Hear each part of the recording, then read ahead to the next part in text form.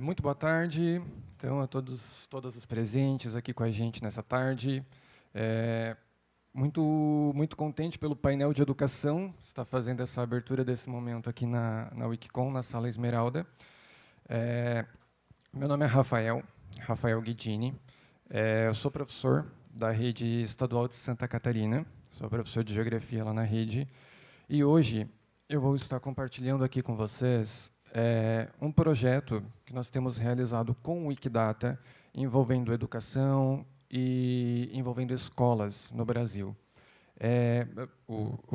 A título de apresentação, né, eu chamei esse momento de dados educacionais georreferenciados no Wikidata, o Wikiprojeto Brasil Escolas, que é o nosso projetinho. Estou aqui falando, né, eu, Rafael, mas nesse projeto a gente tem também a presença do Hector, que está aqui com a gente, temos o Túlio também, que não está aqui no momento, enfim, outras pessoas que foram se agregando, mas não vou contar essa história devagar.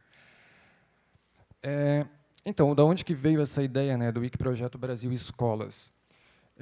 Nós identificamos, né, na verdade, um grupo de pessoas distintas, então 3 pessoas diferentes, identificaram mais ou menos ao mesmo tempo um potencial de inclusão e de aprimoramento de informações de dados no Wikidata. Qual era esse potencial? Era o censo escolar. Então, todo ano, o INEP, né, o Instituto Nacional de Estudos e Pesquisas Educacionais, ele realiza um censo escolar e coleta muitas informações, várias informações de todas as escolas no Brasil. E nós percebemos que nós poderíamos utilizar esses dados coletados no INEP para criar itens e criar informações sobre escolas no Wikidata. Até porque esses dados eles são divulgados utilizando licenças abertas. Então, foi um potencial que nós identificamos, e identificamos isso isoladamente. Então, tínhamos eu criando itens sobre escolas, utilizando essas informações, tínhamos o Hector, tínhamos o Túlio, e aconteceu que, no final do ano passado, nós 3 nos encontramos num evento no Peru e percebemos, poxa, a gente está fazendo a mesma coisa. Nós 3 estávamos fazendo a mesma coisa. O curioso é que 3 brasileiros precisaram ir até o Peru, né, lá no evento com o Carlo, para fazer essa conversa e descobrir que a gente estava fazendo a mesma coisa. E aí, deste momento em diante, nós unimos forças, num esforço comunitário, né, como eu coloquei ali para a gente, unimos forças, começamos a compartilhar experiências daquilo que a gente estava fazendo, de como é que a gente estava fazendo a importação desses dados. A gente tinha ali uma experiência da área de saúde, com um trabalho que o Hector tinha realizado muito interessante, e passamos a sistematizar essa ideia de criação dos itens sobre as escolas. E criamos um Wikiprojeto, que nós chamamos de Wikiprojeto Brasil Escolas, lá no Wikidata. Criamos a nossa página no Wikidata, passamos então a estruturar ações, estruturar os conteúdos na nossa página, o que a gente pretendia fazer, como é que a gente pretendia fazer isso. Então, esse esforço que era individual, ele se tornou coletivo, ele se tornou comunitário. Então, isso é muito interessante, porque é algo que não é construído individualmente, assim como tudo no movimento Wikimedia. A gente foi unindo forças e foi criando este projeto. Quais eram os nossos objetivos, né? Ou melhor, quais são os nossos objetivos? O que a gente tem de intenção com esse Wikiprojeto Brasil Escolas, né? O primeiro deles é ampliar a presença de itens georreferenciados no Brasil. Então, a gente quer aumentar a presença de itens que tenham coordenadas geográficas. Nós temos ali várias ferramentas que usam mapas para exibir artigos da Wikipédia e itens sobre diversas regiões. Então, os usuários os leitores conseguem, utilizando essas ferramentas, encontrar tópicos de interesse para a edição. Então, um dos nossos objetivos é esse. A gente tem também a ideia de fortalecer a representatividade de dados educacionais para além do norte global.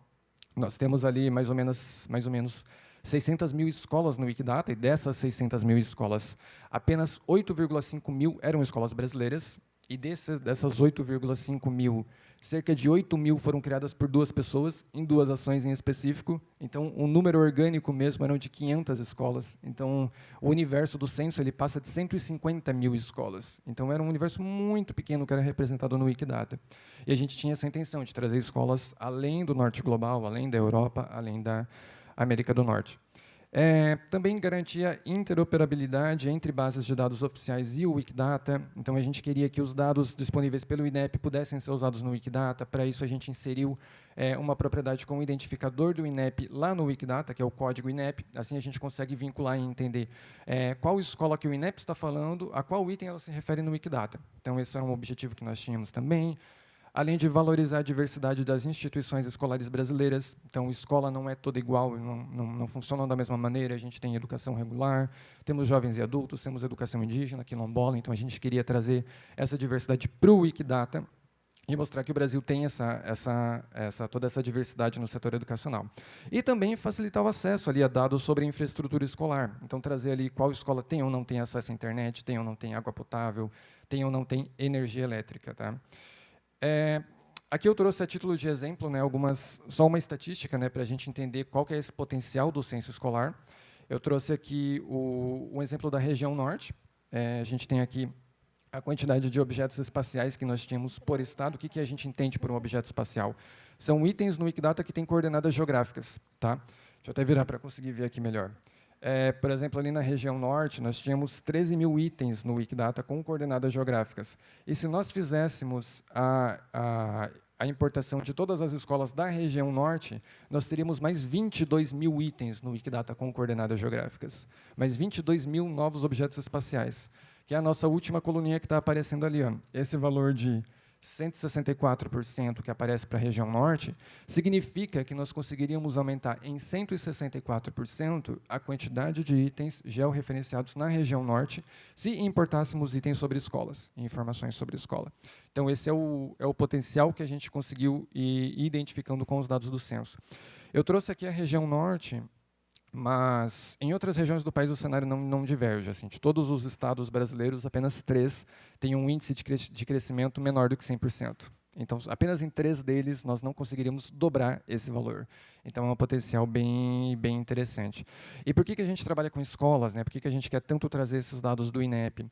Porque todo dia no Brasil a gente tem ali 447 milhões de estudantes que são atendidos nas escolas. Então, nenhum outro setor público alcança tanta gente o tempo todo. Nem saúde, nem segurança, nenhuma outra instituição não pública também chega tão longe. E a escola, em locais que têm uma infraestrutura mais limitada, cidades com uma população menor ou cidades mais afastadas, ela acaba sendo o centro da vida social. Então, ela se torna ali o local da reunião, o local de festa da comunidade, o local de contato, principalmente entre a população e o governo. Então, nessas comunidades, o governo é representado pela escola. Também local de acesso à saúde, né? Se a gente pensar essas campanhas de vacinação, como é que a gente faz para aumentar a cobertura de vacinação? A gente faz campanhas nas escolas. Então, a escola tem essa importância muito grande. E, por isso, a gente considera que ela é estratégica. Se a gente pensa em aumentar a representação de comunidades que, tipicamente, não são representadas no Wikidata e nos outros projetos do movimento Wikimedia, como o Sul Global. Então, a gente pensa que representar as escolas nesse contexto é bastante estratégico. Aí eu trouxe aqui bem rapidinho, né, só para, enfim, a ideia dessa apresentação é que vocês conheçam, né, o nosso projeto, que queiram participar, queiram nos ajudar, porque a gente tem muito trabalho para fazer. Então, tentar trazer um pouquinho para vocês. Aí eu separei aqui algumas informações de coisas que a gente já fez, então quais foram algumas ações que nós já fizemos. Tá? O primeiro ponto era aquele objetivo da interoperabilidade. Então, nós editamos ali, nós tínhamos essas 8 mil escolas no Brasil e somente 37% delas, desses 8 mil itens, perdão, somente 37% tinham o código INEP. Então, só nesses 37% nós conseguimos correlacionar com o censo escolar. Nós fizemos uma ação de edição e aumentamos essa cobertura para 98%.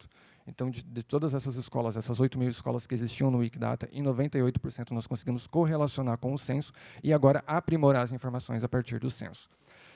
Nós fizemos uma ação de criação de itens no Mato Grosso, né, foram 3 mil novos itens, alguns avanços em termos de modelagem e criação de itens, modelo. Então, a gente está trabalhando ali de como é que a gente pode criar um item sobre uma escola, quais propriedades são relevantes.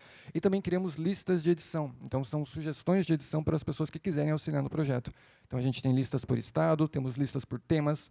Eu quero criar itens sobre escolas indígenas, sobre escolas quilombolas. Nós temos todas essas listas segmentadas. Um pouquinho do que a gente já fez é isso, né?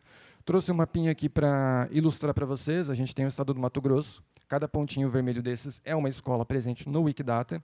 Aqui na esquerda de vocês a gente tem a situação anterior, ou seja, 0 escolas. E depois a gente tem a situação posterior, com mais de 3 mil escolas que foram adicionadas ali no estado do Mato Grosso.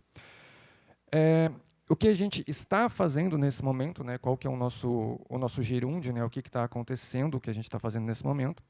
A gente está criando itens localizados em estados pouco representados, né? Nesse momento, a gente tem ali um trabalho com o estado do Acre, que não tinha nenhuma escola, mas tinha um potencial de crescimento ali, né? Aquela questão dos itens georreferenciados em 200%. Então, a gente está criando escolas lá no Acre para aumentar em 2 vezes a quantidade de itens representados lá no Wikidata. Tá? É uma ação que a gente está realizando nesse momento. A gente também está fazendo o processo de criação de escolas, de itens sobre escolas que são patrimônios, principalmente em Minas Gerais, né, um trabalho que o Túlio está realizando junto com a professora Natália, que também é uma colaboradora do nosso projeto. Um refinamento dos dados do censo. Então, a gente tem muitas coordenadas geográficas no censo escolar que não são precisas. Então, a gente está buscando ali uma maneira de também contribuir com essa coleta de dados, né, do INEP. Então, estamos fazendo esse processo de refinamento das coordenadas. E também a criação de itens com informações sobre sustentabilidade em escolas, né? Essa aqui é bem interessante porque está sendo feito por alunos do ensino médio. Então, a gente tem um grupinho de alunos lá em Santa Catarina que está usando o Python Wikibot para criar itens sobre escolas de Santa Catarina, trazendo informações sobre sustentabilidade. Por exemplo, quais escolas que trabalham com separação de lixo, quais queimam lixo, quais têm acesso a esgoto, quais não têm, quais têm energia renovável, quais não têm. Então, os próprios estudantes estão trazendo essas informações para o Wikidata, né? Que a ideia não é que a gente fique falando sobre escolas, mas que as próprias escolas falem sobre si. Aqui a gente tem um outro mapinha sobre a ação que a gente está realizando lá no Acre, né? Eu trouxe aqui o município de Cruzeiro do Sul. Aqui na esquerda de vocês a gente tem a situação anterior ali com 2 escolas, e na direita a gente tem a situação posterior ali com várias outras escolas, incluindo escolas que não são de áreas urbanas, que são as mais complicadas de encontrar coordenadas geográficas. E o que a gente pretende fazer, né, daqui para frente, qual é a nossa ideia? A gente tem, enfim, várias ideias. Pretendemos registrar o histórico e acompanhamento de políticas públicas. Então, a ideia é facilitar a execução de políticas públicas na área educacional. Por exemplo, o fechamento de escolas do campo no Paraná e em Minas Gerais. A gente quer mostrar quais escolas existiam e deixaram de existir por implementações de políticas públicas específicas. Então, usar o Wikidata como uma ferramenta de acompanhamento da política pública. A gente quer ampliar dados relacionados. Então, na escola quilombola, queremos criar o item sobre o quilombo. Na escola indígena, queremos criar o item sobre as línguas indígenas ensinadas naquela escola. Então, esses são os dados relacionados. Identificar escolas afetadas pelo rompimento da barragem de Fundão, em Minas Gerais. A gente tem a FGV, que fez um trabalho incrível de levantamento sobre os impactos dessa tragédia, entre aspas, né, que aconteceu. Então, a gente quer trazer isso para os itens lá no Wikidata também. Continuar aprimorando a nossa modelagem de dados, né, criação de propriedades. Tem muita coisa que não dá de representar com as propriedades atuais, né, se a gente pensar que o Wikidata ele é pensado numa perspectiva de norte global. Então, coisas como propriedades relativas a esgoto, propriedades relativas a acesso à energia elétrica não existem no Wikidata, porque não são questões para o norte. Então, a gente pensa em criar essas propriedades também. E, principalmente, né, realizar ações de formação e edição envolvendo as escolas, né, porque a gente não quer, como eu já disse, criar itens sobre escolas, nós queremos que as escolas possam participar. Esse aparece por último, não é porque a gente considera menos importante, é porque primeiro a gente precisava estruturar o projeto, saber o que a gente queria fazer, a gente conseguiu avançar nessa etapa, então agora a gente consegue começar com essas ações, como já começamos com a galerinha lá de Santa Catarina. Tá? Algumas ferramentas, né, só para compartilhar, que a gente utilizou. Usamos o Kickstatements, versão 3.0, né, que é a nova versão que a Wikimedia no Brasil desenvolveu. Então, uma ferramenta bem interessante para trabalhar com os dados. O OpenRefine, com os dados, para organizar os dados do censo escolar, é muito interessante, tá? Também é uma ferramenta muito boa. O próprio Python Wikibot, para fazer a criação desses itens, né, usando o Python em massa. O nominating do OpenStreetMaps para conseguir fazer a checagem das coordenadas e identificar se aquela escola daquela coordenada realmente está naquele local ou não está. Usamos o Wikidata Query Service para criar as nossas listas de edição através do Listeria Bot, né, lá no Wikidata, criando essas listas para organizar as nossas atividades. Aqui eu trouxe um QR Code com o nosso projeto. Né, quem quiser conhecer um pouquinho mais, quiser acessar a nossa página, é só escanear esse QR Code ou digitar esse link que está aparecendo ali para baixo, né? Porque, como eu disse antes, a gente começou sozinho, éramos 3 pessoas em 3 locais diferentes, mas começamos a organizar esse projeto, e a ideia é que de 3 pessoas separadas, viramos 3 pessoas juntas, que já cresceu para 4, para 5, agora a gente está em 8. Então, espero que depois da Wikicon a gente vire 10, vire 15, vire 20. Tá? Então, acessem a nossa página, deem essa olhadinha. Aqui também tem meu nome de usuário na Wikipédia, então caso alguém queira me procurar por lá ou conversar comigo, enfim, a gente troca uma ideia. E para finalizado, só vou roubar a frase do professor Nelson, que ele usou hoje de manhã, que eu achei fundamental, tendo em vista a nossa atividade, que é a ideia de não querermos internet nas escolas, mas escolas na internet. Então, a proposta do nosso projeto é mais ou menos essa. A gente quer que essas comunidades, essas escolas, esses locais pouco representados estejam presentes na internet através do Wikidata. É mais ou menos isso, depois a gente pode conversar um pouquinho nas perguntas. Agradecer ao Wikimedia Brasil pela oportunidade de compartilhar essa atividade aqui com vocês, tá? E a presença de todos. Obrigado. Boa tarde, gente. Primeiro, deixa eu me apresentar de novo, né? Meu nome é Juan Costa e atualmente eu sou bolsista de jornalismo científico pela FAPESP e sou residente hoje no CEPID Neuromate, lá na USP. O título da minha apresentação, ela vai muito de encontro no que eu estou fazendo nesses 3 meses que eu comecei a ser residente, né, e ser um wikimedista. Né, que atualmente eu estou fazendo a atualização de um curso de jornalismo científico, né, que é hospedado na Wikiversidade. E, como eu falei, esse título ele vai muito nesse encontro que eu estou fazendo, né, que é como que a gente mexe num curso que é aberto, né, num curso que é vivo, e no curso que tem muitas possibilidades. E, além disso, é preciso deixar claro que esse projeto que eu comecei a fazer agora, né, um projeto em construção, ele não é um projeto fechado, e a ideia aqui não é trazer soluções finalizadas, até porque isso vai muito contra a ideia toda da ciência aberta e da educação colaborativa. A ideia aqui é para que a gente trazer uma reflexão para a gente pensar na maneira, né, pensar com mais cuidado como que a gente está ensinando, como que a gente está aprendendo e como que a gente está colaborando em plataformas abertas, né, e também como isso afeta nós que somos editores, mediadores, educadores, enfim. Mas antes depois disso tudo, eu preciso explicar o que é esse curso. Bom, o curso, ele se chama Introdução ao Jornalismo Científico, ele foi criado em 2017 no âmbito do CEPID Neuromate. O CEPID ele é um centro de pesquisa, inovação e difusão, né? E ele é entremeado por questões como neurociência, matemática e comunicação. E é justamente nesse ponto da comunicação que o curso entra. Ele foi criado com o apoio da FAPESP e, à época, né, o Wiki Movimento Brasil, para oferecer uma formação aberta, gratuita, para quem quisesse participar. Ele também foi uma demanda da FAPESP, porque os bolsistas que estavam interessados em participar do programa José Reis de jornalismo científico, eles precisavam ter uma formação no assunto. Né? O curso atualmente ele possui 6 módulos, que são demandas da FAPESP também.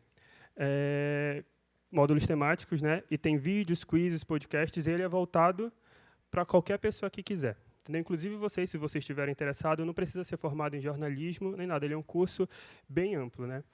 Ou seja, ele é para estudantes, profissionais e interessados em divulgação científica. Ele foi criado todo com base nos recursos educacionais abertos, né? Da ciência aberta, dos princípios da autoria coletiva, né? E foi estruturado como MOOC, ou seja, como curso online, massivo e aberto, né?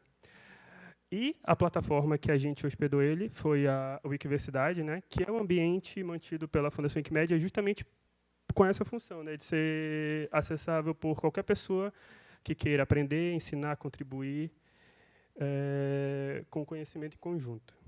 Bom, esse daqui são os módulos do curso atualmente, então ele passa por várias questões importantes, né? É um curso de introdução mesmo, então ele passa pela filosofia da ciência, sobre história da ciência e tecnologia, ética, temas centrais da ciência contemporânea.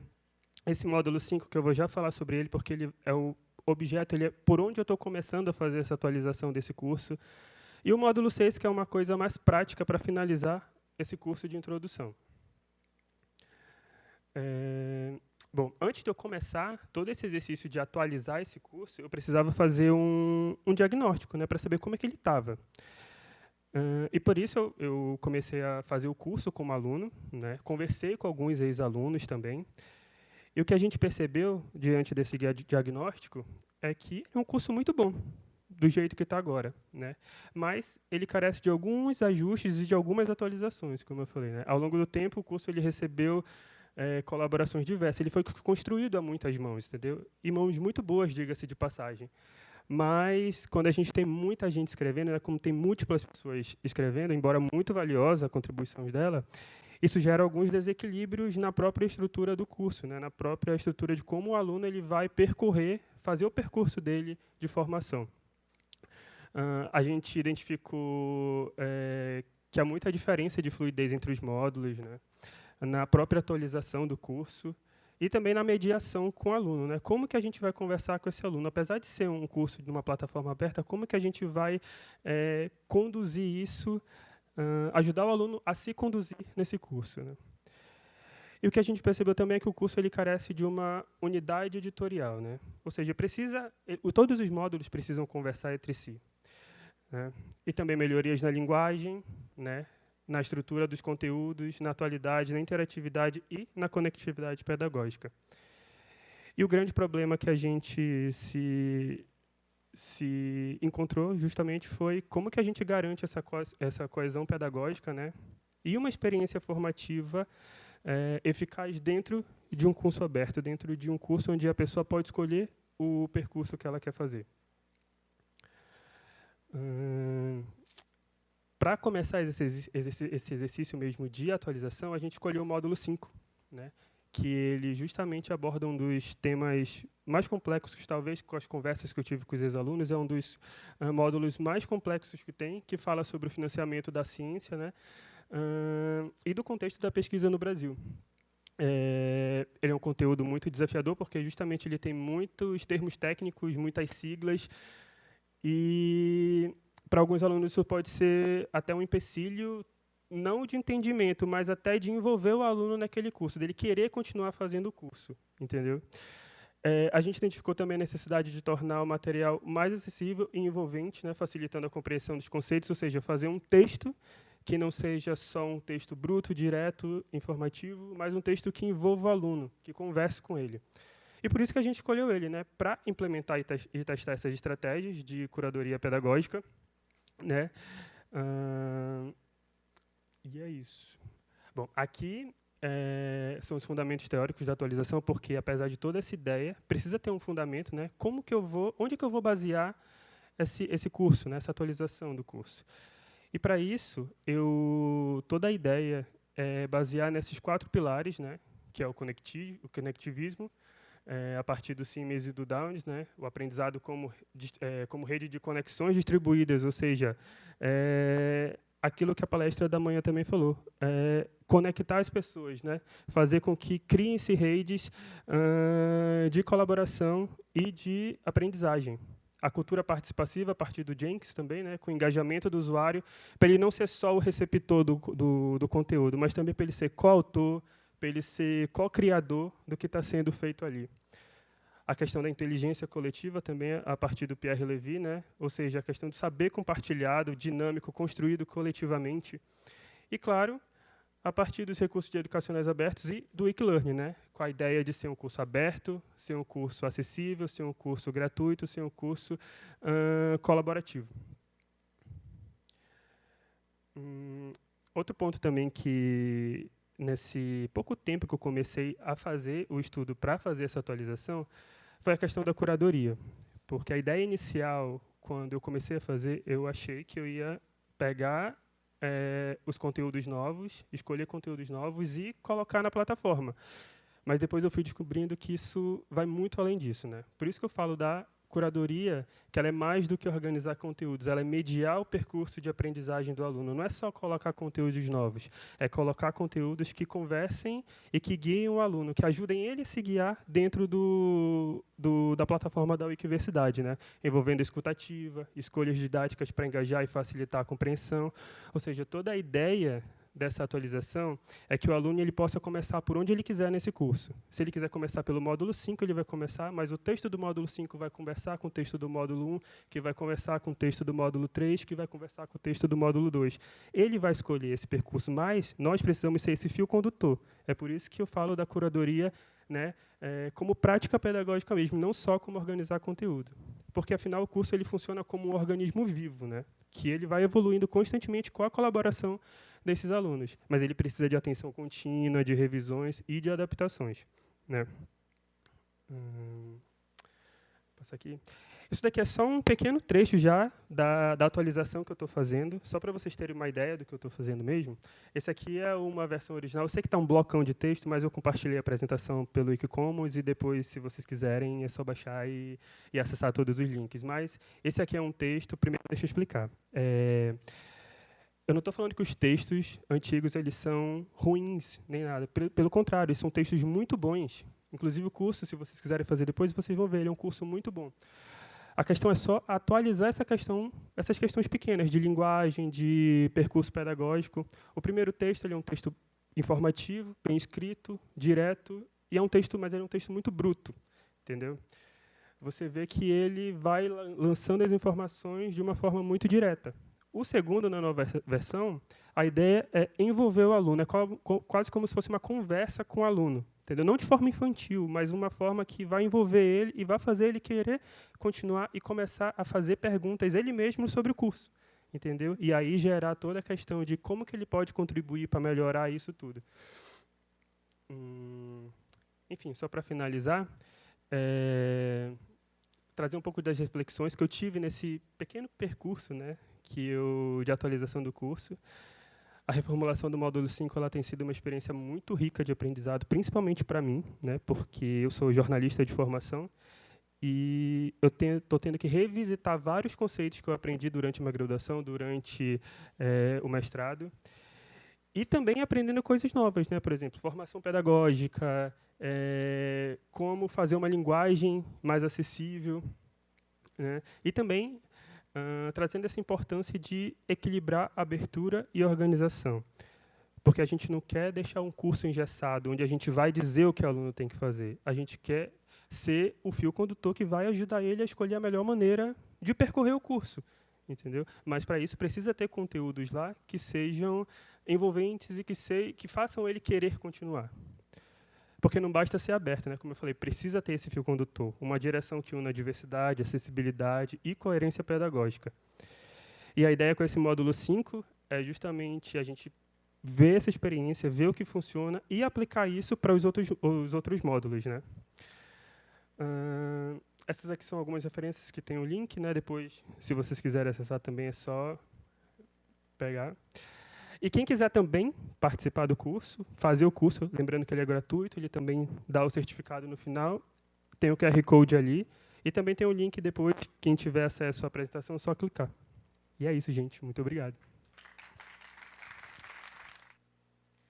Bom, boa tarde a todos, a todas. É um prazer, uma honra estar aqui, né, nesse congresso, apresentando uma experiência que é exatamente isso que vou fazer aqui agora, né? Um relato de experiência. Sobre uma atividade que nós desenvolvemos no curso de licenciatura em História da Universidade do Estado da Bahia. Tá aqui com o meu coordenador do curso, o professor Cândido Domingues, que também faria a apresentação. Como é que isso aconteceu, né? O nome do projeto é Jacobina na UIC, atividade de extensão no curso de licenciatura em História da UNEB.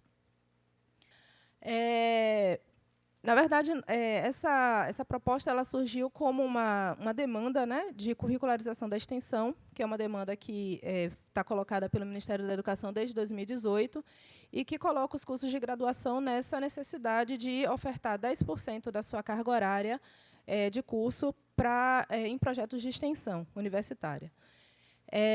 Essa extensão é integrada à matriz curricular, então é ao longo dos componentes curriculares, né, que os estudantes realizam essa extensão. Dentro das intenções, é uma interação dialógica da comunidade acadêmica com a sociedade, formação cidadã dos estudantes e agir de modo interprofissional e interdisciplinar.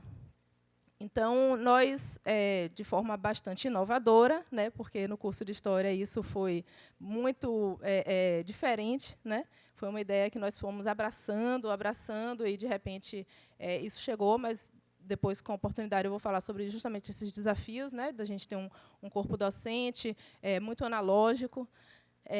Enfim, então, a gente decidiu propor esse projeto que se chama Interfaces de Saberes Jacobina na UIC, que se identificaria aí como uma extensão digital, né? Nesse projeto, então, a gente teve a parceria com a Wikimedia Brasil e com o Centro Palmares via projeto Afropédia. Me parece que eles terão um espaço aqui também no congresso de apresentação.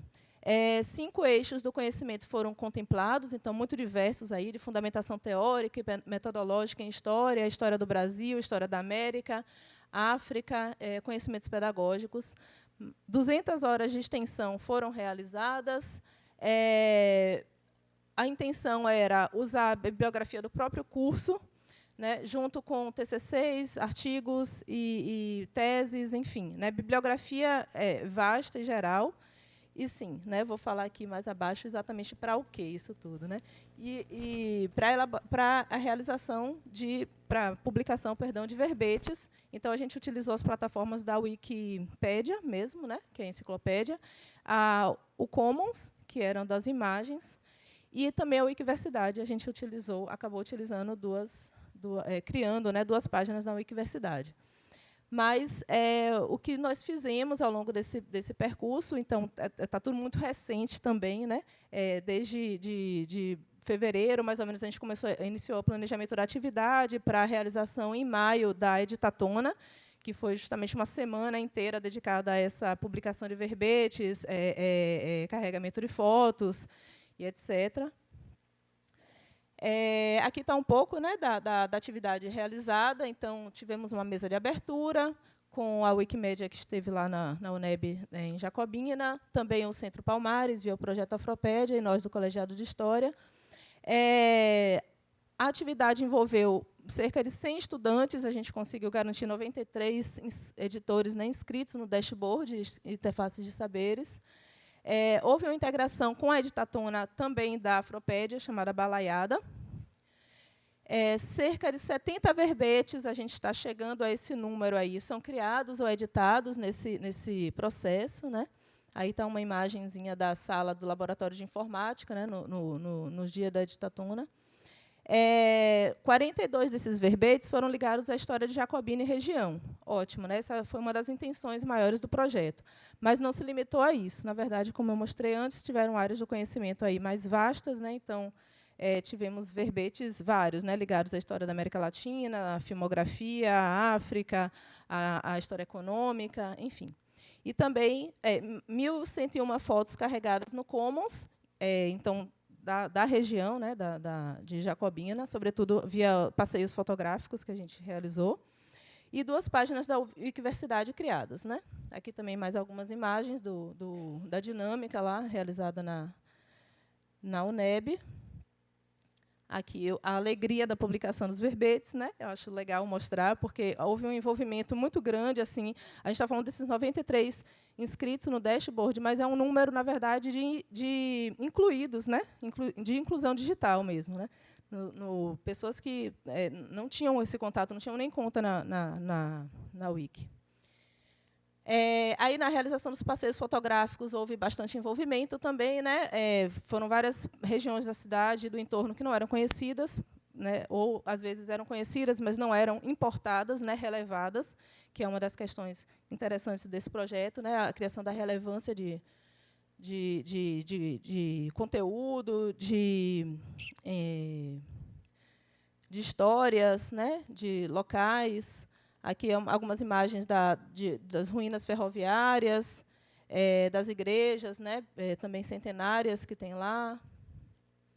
Aqui são duas páginas da Wikiversidade criadas por professoras que entenderam que seus conteúdos poderiam ficar melhor alocados, né, na Wikiversidade. Então, também a gente experimentou essa ampliação de espaços na Wiki. Uma delas, inclusive, né, para dialogar aí com o nosso palestrante anterior, do Observatório das Escolas do Piemonte da Chapada, né, tendo em vista algumas dificuldades em criar verbetes específicos sobre escolas, mas que agora a gente conseguiu até uma ponte de diálogo para pensar outras alternativas interessantes. Né? A gente ficou se batendo muito na questão da relevância e da interação, né, imediata. Assim que se cria um verbete, imediatamente as pessoas estão interagindo, e, enfim. Tivemos também um acesso na mídia, né, local, na rádio, enfim. Então, a gente achou interessante colocar essas imagenzinhas. Né? a rádio local entrevistou nós, do colegiado, também a UIC, e, enfim, houve um bate-papo sobre isso na cidade. E, assim, de forma muito... Na verdade, a apresentação que a gente imaginou aqui, como um relato de experiência, ela era curtinha mesmo, porque a gente tem pouco tempo, né, nessa empreitada. A gente está iniciando, então, esses resultados alcançados, eles são, na verdade, também muito provisórios, que a gente está avaliando, né? Mas, certamente, a gente vê mais representatividade na UIC, esse foi um dos objetivos, tendo em vista, né, que muito desses locais visitados, desses verbetes criados, né, diziam respeito à história da região, a bairros quilombolas, artistas do local, pontos turísticos, enfim, né, e representatividade mesmo dos sujeitos que elaboram os conteúdos, né. Há uma contribuição no projeto Afropédia, que também a gente julgou importante, que é justamente um projeto que está visando isso, né, a ampliação de representatividade, de inclusão de populações e conhecimentos marginalizados, inclusive com aporte de cultura oral, né, de conhecimento oral, que a gente teve várias dificuldades, né, enfrentou alguns desafios nesse processo de elencar a bibliografia para referenciar os verbetes, né, os verbetes precisam ser referenciados com, no mínimo, três fontes secundárias, enfim. E, quando a gente está falando de conhecimentos orais, né, representativos ali numa comunidade, mas que não temos, enfim, né, cultura escrita, nada escrito sobre, isso fica bem difícil. Filarmônicas da região, como eu falei, bairros, né, então...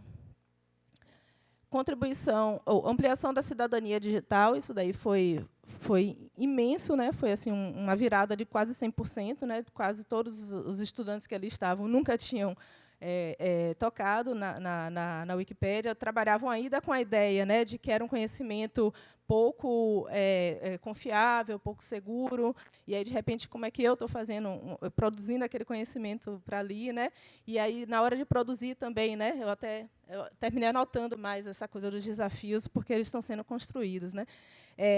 Um desafio maior tem a ver mesmo com essa especialização do conhecimento, né, que uma graduação em História vive, que os professores vivem. Então, é uma produção de um conhecimento científico, mas que, ao mesmo tempo, está público e sendo questionado e sendo derrubado o conteúdo. Então, como lidar com isso? A gente ficou quase o tempo inteiro desse projeto nas páginas de teste, lá, né, sem querer sair aquele conteúdo para a publicação geral, justamente por essa dificuldade. Então, assim, foi uma virada, né, de chave, eu diria, nesse processo de entender que o conhecimento tem essa dinâmica, né? Ela pode operar nessa dinâmica com qualidade e com referência, enfim. Maior e melhor divulgação da cidade de Jacobina, né, que é uma cidade muito restrita no conhecimento geral, assim, da sua história à mineração, né, a mineração no período colonial, especialmente, e atual também é importante, mas a gente, né, fica sabendo pouco dessa história, e também não liga a cidade a outros atores, a outras atividades, né, outras atividades econômicas. Um passeio que foi feito, por exemplo, a Feira Livre de Jacobina, né, a Feira da Cidade, mostrou a diversidade de produtos, né, a importância ali para a região mesmo da feira, e, enfim, né, pontos turísticos, cidades, vilas, né, que estão ali. E visibilidade de histórias, patrimônios e sujeitos marginalizados, né, que, na verdade, contempla muito do que eu já falei aqui, que é essa dinâmica de aparecer na rede, né?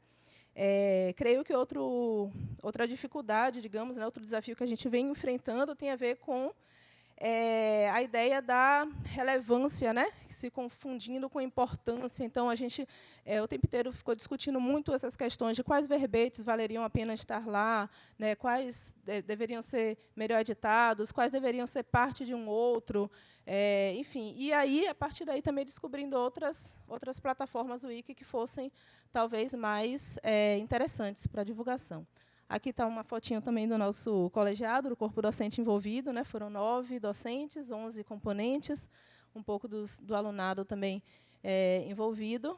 E todos assim iniciando sua carreira na Wiki agora, né, se tornando wikimedistas aí ao tempo do projeto, tanto estudantes quanto professores. A maioria deles, acho que exceto o coordenador, que já tinha uma passagem, mas assim tudo muito a gente tateando, né?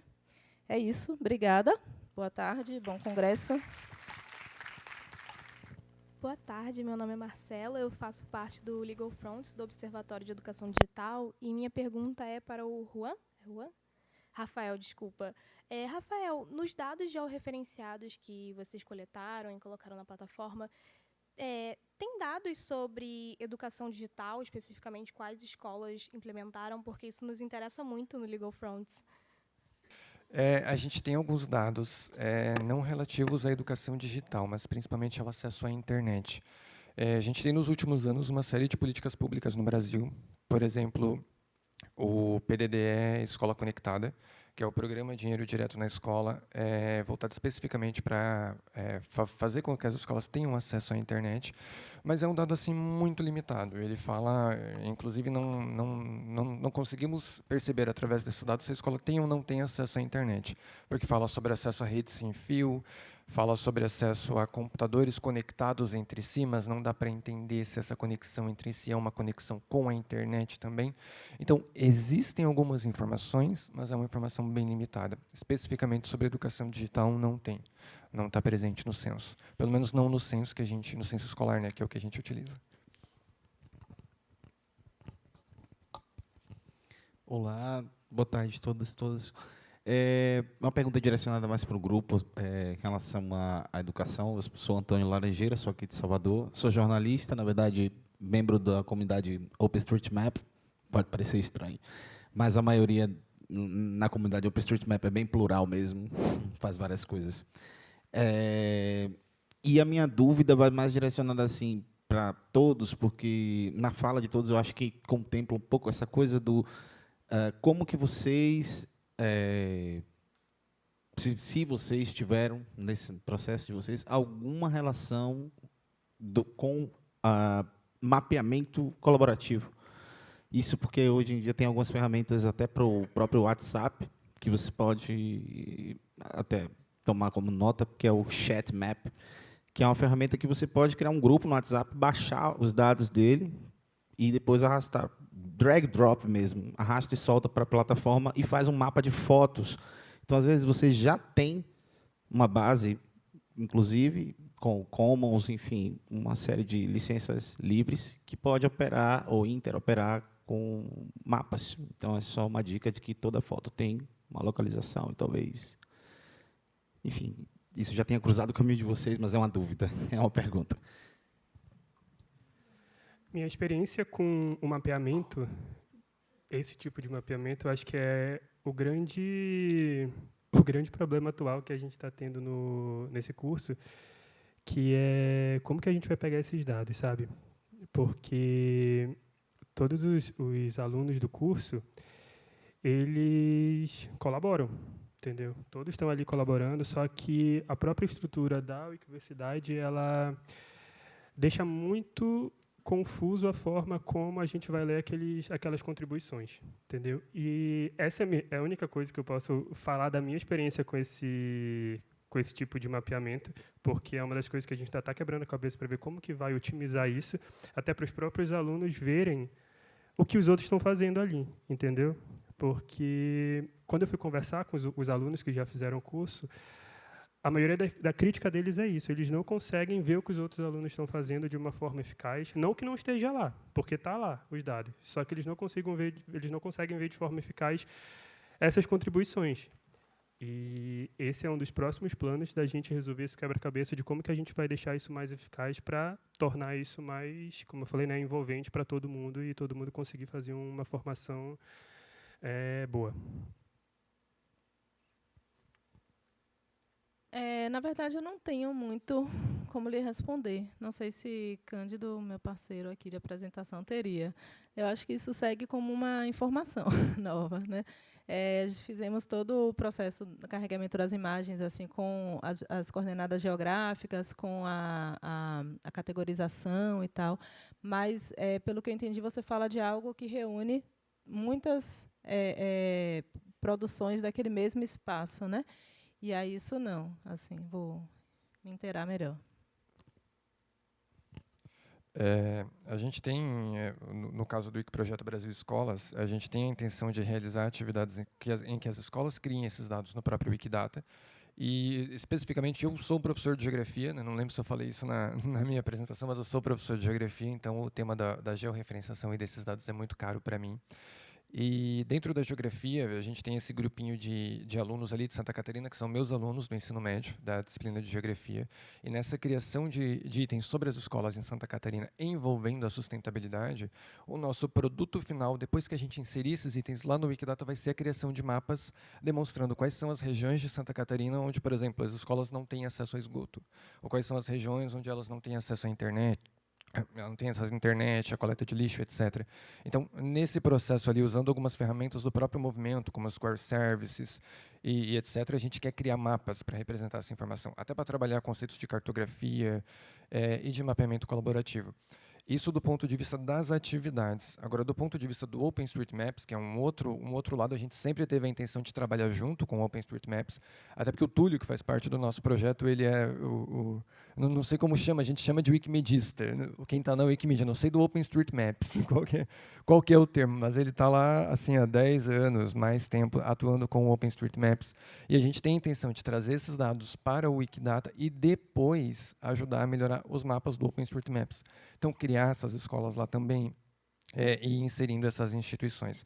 A gente até está utilizando, já como eu falei um pouquinho na apresentação, o Nominating, né, que é uma API do OpenStreetMaps, para fazer essa comparação. Então, a ideia é ter esses dados do INEP, que eles possam ser utilizados, né, tem ali uma interoperabilidade com o Wikidata, mas que também tenha com o OpenStreetMaps, e que, enfim, a gente consiga utilizar na ferramenta que formos utilizar, que vai ser possível. Então, é mais ou menos por ali. Como atividade, a gente já faz, né, didaticamente, um processo de mapeamento colaborativo, mas também temos a intenção de colaborar com o OpenStreetMaps, né, com esse outro projeto. Acho que é a nossa contribuição nessa área, mais ou menos por aí. Eu queria saber de Rafael, achei ótimo, né, o seu projeto, sobre como é que... não entendi bem como é que você faz a coleta, vocês fazem as coletas de informações que não estão no INEP, né? Tem alguma coisa presencial, também entender mais como é que é o funcionamento dessas informações no Wikidata, né? Certamente não tem um processo de referenciamento que tem para a Wikipédia, mas como é que faz a coleta massiva, né, de informações sobre, você falou sobre escolas são quilombolas, línguas que tem na escola, enfim, né, coisas até mais culturais assim, e comportamentais e ambientais também. Vou rapidão, então. Todas essas informações que eu passei aqui na fala, que eram as línguas, estar ou não estar localizado numa escola quilombola, todas essas informações já estão no censo. Então, a gente consegue pegar diretamente do censo escolar. A gente tem a intenção de, no futuro, aprimorar essas informações do censo com dados, por exemplo, das secretarias estaduais, das secretarias municipais. Então, fazer esse aprimoramento. Por hora, a gente ainda está na organização de quais dados seriam possíveis de importar dessas outras fontes. Então, a gente está levantando quais governos estaduais têm bases de dados, quais não têm, quais alguns municípios que tenham, outros que não tenham. Então, a ideia depois é usar esses dados das outras esferas de governo, estaduais, municipais, etc., para aprimorar aquilo que vem do governo federal, através do censo. Mas, por enquanto, a gente está só no censo, mas todas essas informações que eu passei de línguas, de estar ou não estar numa comunidade quilombola, escolas rurais, escolas urbanas, tudo isso a gente consegue no censo. Tem muita informação, algumas imprecisas, algumas que precisam validar, mas tem muita informação lá. Não sei se responde.